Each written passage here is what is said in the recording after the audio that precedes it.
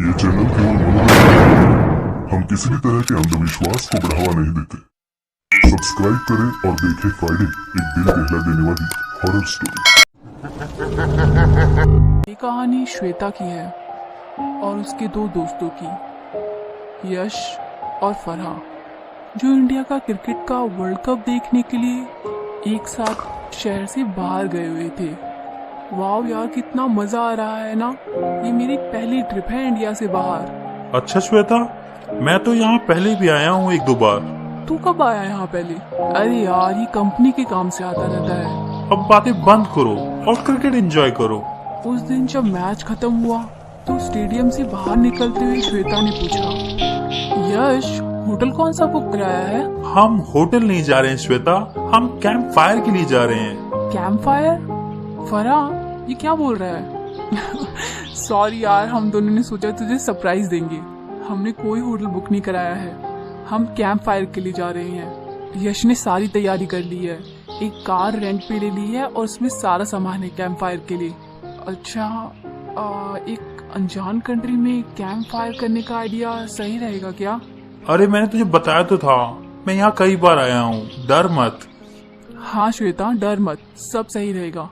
अब चल, आगे कार वेट कर रही है, उसमें चलते हैं। श्वेता उन दोनों की इस बात से सहमत नहीं थी, मगर वो उसके बचपन के दोस्त थे, इसलिए वो उनके साथ जाने के लिए राजी हो गई। हाँ तो ठीक है, फिर चलते हैं। इसके बाद वो तीनों कार में बैठ के कैंप फायर की लोकेशन के लिए निकल गए। कैंप फायर की लोकेशन पे पहुंच के फरहा ने वहाँ एक घर देखा, जिसके बारे में उसने पूछा, यश ये घने जंगल में घर किसका है? पता नहीं यार, ढंग से तो मुझे भी नहीं पता, लेकिन जब लास्ट टाइम मैं यहाँ आया था तो मुझे जंगल के बारे में पता चला था कि यहाँ पे कपल का घर था और वो दोनों छुट्टियां मनाने यहाँ पे आया करते थे। कुछ टाइम तक दोनों के बीच में सब कुछ ठीक था, लेकिन उसके बाद दोनों के बीच में झगड़े होने लग गए, क्योंकि वो आदमी किसी और औरत को पसंद करने लग गया था और ये बात उसकी पत्नी को पता चल गई थी। इसी को लेके इन दोनों के बहुत झगड़े हुए करते थे। कौन सी औरत? पता नहीं यार ये तो, मगर उस औरत से वो शादी करना चाहता था, इसीलिए वो अपनी वाइफ को छोड़ना चाहता था। एक दिन उस आदमी ने अपनी वाइफ को धोखे से यहाँ बुलाया, ये कह के कि वो उसका बर्थडे सेलिब्रेट करेगा, बट वहाँ उस आदमी से पहले उस आदमी की गर्लफ्रेंड वहाँ वेट कर रही थी। जब वो कपल वहाँ पहुंचे तो उस आदमी और उसकी गर्लफ्रेंड ने उस औरत को मार दिया, फिर उसे यहीं इस जंगल में दफना दिया। कहते हैं तब से उस औरत की आत्मा इस जंगल में भटक रही है। ये तो बहुत बुरा हुआ उसके साथ। मगर यश, तुझे और कोई जगह नहीं मिली क्या कैंप फायर के लिए कि तू हमें इसी जंगल में लिया, वो भी इसी घर के सामने? अरे क्या यार फरहा, तू इन सब बातों पे विश्वास करती है क्या? हाँ मैं करती हूँ, और मुझे इन सब बातों से बहुत डर भी लगता है। श्वेता तू ही बोलना ऐसे कुछ। फरहा कुछ नहीं होगा, तुम मेरा कैंप शेयर कर लेना, ठीक है? थैंक्स यार, बट नहीं, मैं अपने ही कैंप में सोऊंगी।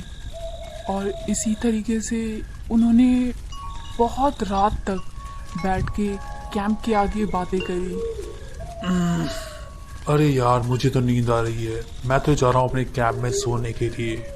गुड नाइट, चलो अब कल मिलते हैं। और ये कह के यश अपने कैंप में सोने चले जाता है। श्वेता और फरहा बैठ के और थोड़ी देर तक बातें करते हैं, मगर कुछ देर बाद श्वेता भी थक जाती है और फरहा से कहती है कि तुम कब सोने जा रही हो अपने कैंप में? मगर फरहा उस बात का कोई जवाब नहीं देती, वो बस उस घर को देखती रहती है। इसलिए श्वेता दोबारा पूछती है, फरहा क्या हुआ? उस घर को क्या देखे जा रही है? श्वेता तुझे उन विंडचेन से डर नहीं लग रहा क्या?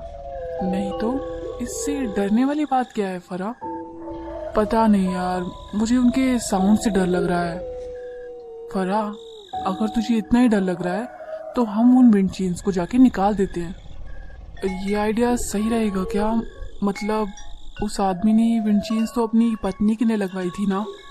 अरे कुछ नहीं होगा, सुबह हम ये विंडशील्ड्स वापस लगा देंगे। चलो ठीक है फिर। ये क्या कि फराह और श्वेता उस घर पे लगी सारी विंडशील्ड्स निकाल के रख देती हैं और उसके बाद अपने अपने कैंप्स की ओर चली जाती है सोने के लिए। Good night Shweta. Good night. मगर अब श्वेता को नींद नहीं आ रही होती है, इसलिए वो एक नॉवल निकाल के पढ़ने लग जाती है। वो नॉवल पढ़ ही रही होती है कि उसे अचानक से अपने कैंप के बाहर से कोई अजीब सी आवाज आती है। ये कैसी आवाज है? श्वेता उस आवाज को ध्यान से सुनने की कोशिश करती है। ये आवाज तो ऐसी लग रही है जैसे कोई किसी को घींच के ले जा रहा हो। शायद कोई जंगली जानवर होगा। वैसे भी यश ने बताया था कि यहाँ बहुत से जंगली जानवर हैं। और ये सोच के श्वेता वापस अपनी बुक पढ़ने लग जाती है। मगर वापस कुछ ही देर बाद उसे दोबारा वही आवाज सुनाई देती है। ये क्या, दोबारा से वही आवाज? और अचानक से उसे अपने कैंप में किसी औरत की परछाई नजर आती है। फरहा। इस बार श्वेता अपने कैंप से बाहर निकल जाती है, जानने के लिए कि आखिर बाहर हो क्या रहा है। मगर बाहर निकल के उसे कोई नजर नहीं आता, इसलिए वो थोड़ा आगे बढ़ती है। और श्वेता जब आगे बढ़ती है तो उसे उन्हीं विंडशील्ड्स की आवाज वापस सुनाई देने लगती है। इसलिए वो उस घर की ओर देखती है तो वो हैरान हो जाती है। ये कैसे हो सकता है? ये विंडशील्ड्स तो मैंने और फराह ने निकाल दी थी। और तभी उस कैबिन में से फराह बाहर निकल के आती है। फराह श्वेता की ओर मुड़ती है और उसे हाथ से इशारा करती है उसकी ओर आने के लिए, और इतना करके दोबारा कैबिन के अंदर चली जाती है। ये देख के श्वेता काफी हैरान होती है कि फराह आखिर कैबिन में क्या कर रही है। ये बात अजीब इसलिए भी थी क्योंकि फराह ही थी जो उस कैबिन से बहुत ज्यादा डर रही थी। और यही बात पता करने के लिए श्वेता उस कैबिन की ओर बढ़ जाती है। कैबिन पहुंच के श्वेता फराह को एक चेयर पे बैठा हुआ पाती है और वो फराह से पूछती है, फराह इतनी रात को इस कैबिन में क्या कर रही है? और ये विंडशील्ड्स ये भी तूने ही लगाए हैं क्या दोबारा? हाँ, मैंने ही लगाए हैं। मुझे बिल्कुल अच्छा नहीं लग रहा था कि हमने वो विंडशील्ड्स निकाल दिए। वो तो उस औरत के है ना। मगर तुझे तो उन विंडशील्ड्स से डर लग रहा था ना?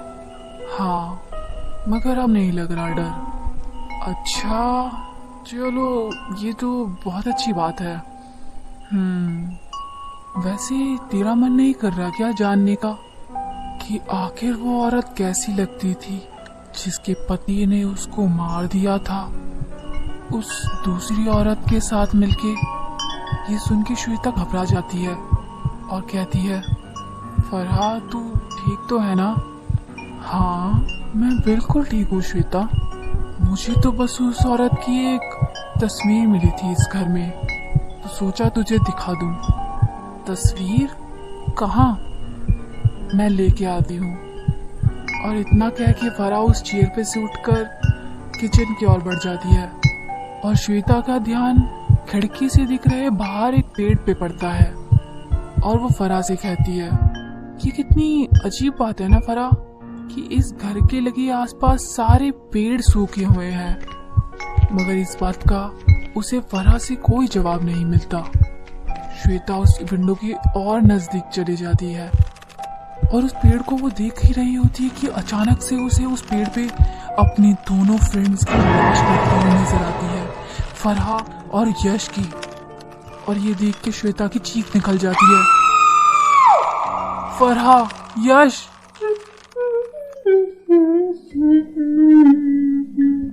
ये क्या है? ये क्या दिख रहा है मुझे? तुम देखोगे उस औरत को।